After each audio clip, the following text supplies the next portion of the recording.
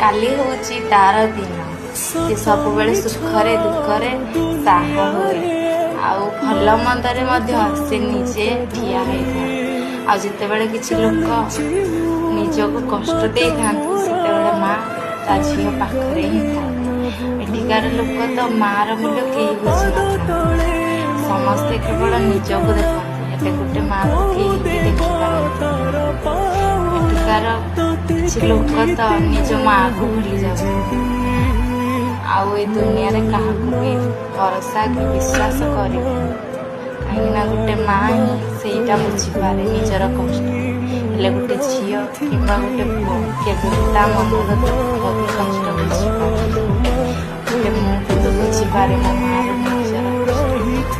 ଆଉ ସବୁବେଳେ ଯେତେବେଳେ ମୋ ଦେହ ଖରାପ ଥିଲା ଲୋକମାନେ ବହୁତ କଥା ମୋତେ କହିଥାନ୍ତି, ଏ ସବୁ